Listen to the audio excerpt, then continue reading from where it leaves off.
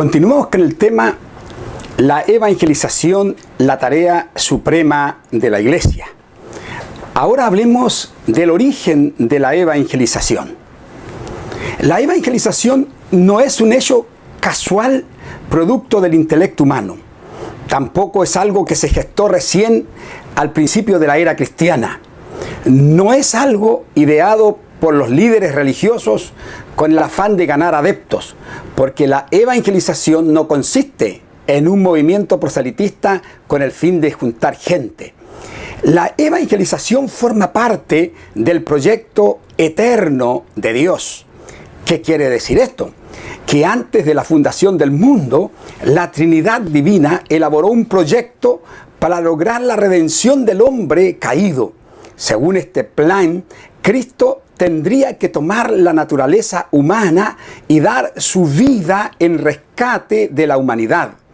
En su primera carta, el apóstol Pedro dice: sabiendo que fuisteis rescatados de vuestra vana manera de vivir, la cual heredasteis de vuestros padres, no con cosas corruptibles como oro o plata, sino con la sangre preciosa de Cristo, como de un cordero sin mancha y sin contaminación, ya destinado desde antes de la fundación del mundo. Esto significa que Dios, en su presciencia, esa virtud que le permite conocer las cosas anticipadamente, antes de la fundación del mundo y de un proyecto para salvar al hombre que Él iba a crear y que posteriormente se rebelaría contra su voluntad. De manera que podemos decir que la evangelización es parte del plan de redención, gestado en la mente de Dios en la eternidad y puesto en acción por primera vez en el huerto del Edén, cuando el hombre que Dios había creado se rebeló contra su autoridad. En el libro del Génesis capítulo 3 se nos muestra cómo el mismo Creador se transformó en el primer evangelista y buscó al hombre que se había extraviado con el propósito de entregarle un mensaje de amor, de esperanza y redención.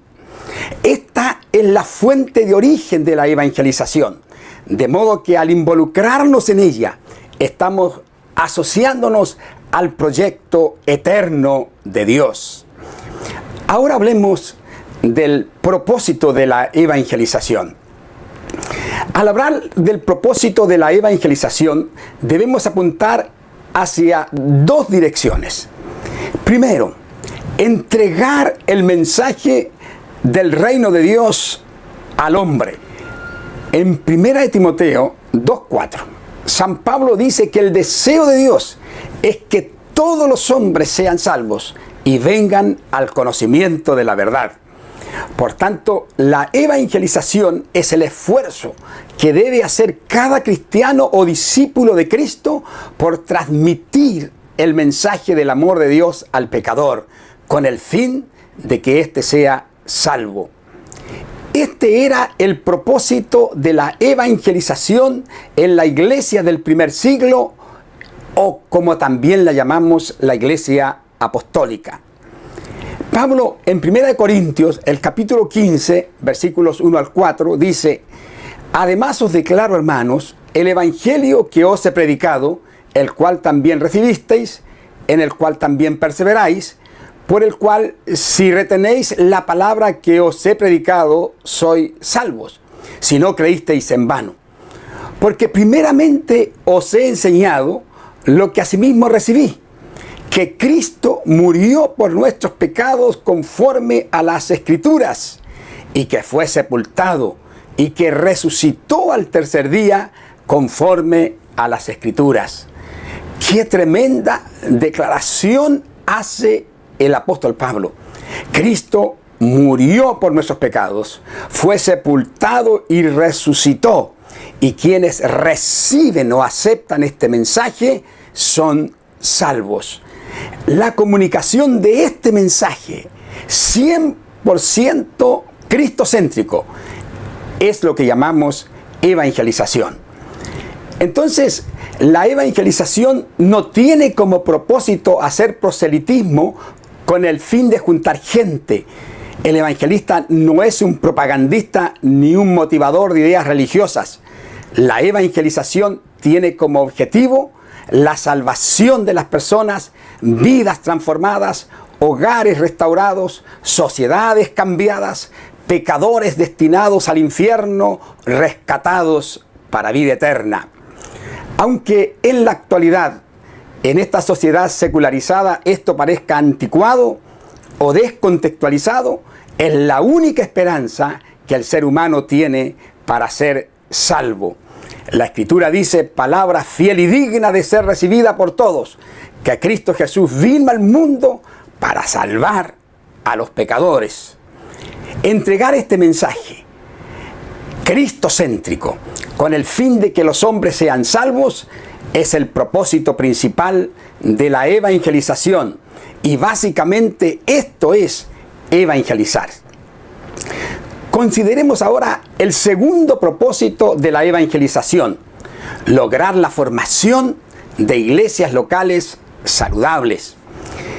El propósito supremo de Cristo es edificar su iglesia. Él dijo, edificaré mi iglesia.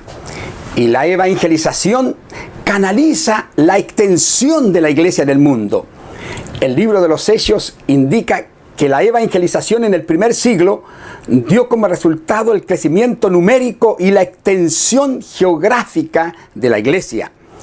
Observemos algunos textos del libro de los Hechos de los Apóstoles. En Hechos 2:47 el historiador Lucas dice, y el Señor añadía a la iglesia los que habían de ser salvos. Y en Hechos 9:31 añade, entonces las iglesias tenían paz por toda Judea, Galilea y Samaria, y eran edificadas andando en el temor del Señor y se acrecentaban fortalecidas por el Espíritu Santo. En Hechos 16:5 se relata, así que las iglesias eran confirmadas en la fe y aumentaban en número cada día. ¡Qué tremenda declaración la que hace Lucas en este pasaje! Como resultado de la labor evangelizadora de ese tiempo, el número de las iglesias aumentaba cada día. Esto equivale a decir que cuán evangelizada se encuentra una zona geográfica puede determinarse fácilmente de acuerdo al número de congregaciones cristianas saludables y fuertes que en ella existan. Es importante que haya congregaciones donde los creyentes puedan ser edificados. Por esto, la evangelización lleva como uno de sus propósitos el surgimiento de iglesias locales saludables. Entonces, este es el propósito de la evangelización: entregar el mensaje del amor de Dios al hombre con el fin de que éste sea salvo, y la formación de iglesias locales en donde los creyentes son edificados. Es posible que usted se esté preguntando, ¿pero quién tiene la responsabilidad de evangelizar? ¿Serán únicamente los pastores, los diáconos, los evangelistas especializados, o es responsabilidad de toda la iglesia? Desafortunadamente, la evangelización en muchos círculos eclesiásticos ha sido muy púlpitocéntrica y templocéntrica, girando en torno a una actividad realizada por un especialista del púlpito. En contraste, las Escrituras son muy claras al señalar que quienes deben evangelizar son todos los creyentes o discípulos de Cristo, todos aquellos que han tenido una experiencia de salvación. Ellos deben ser evangelistas en potencia. Cada persona que ha tenido un real encuentro con Cristo tiene la responsabilidad y el privilegio de comunicar el mensaje de salvación a otros. El apóstol Pedro dice, vosotros sois linaje escogido, real sacerdocio, nación santa, pueblo adquirido por Dios, para que anunciéis las virtudes de aquel que os llamó de las tinieblas a su luz admirable. Esta es la tarea suprema de la iglesia. Por tanto, la evangelización debe constituirse en la misión de nuestra vida, y nuestro campo de acción debe ser nuestro radio de influencia más inmediato, es decir, nuestra familia, nuestros vecinos, compañeros de trabajo, nuestros amigos. Ellos son, en primer término, nuestro campo misionero. Cada cristiano debe ser un ganador de almas. La Biblia dice que el que gana almas es sabio.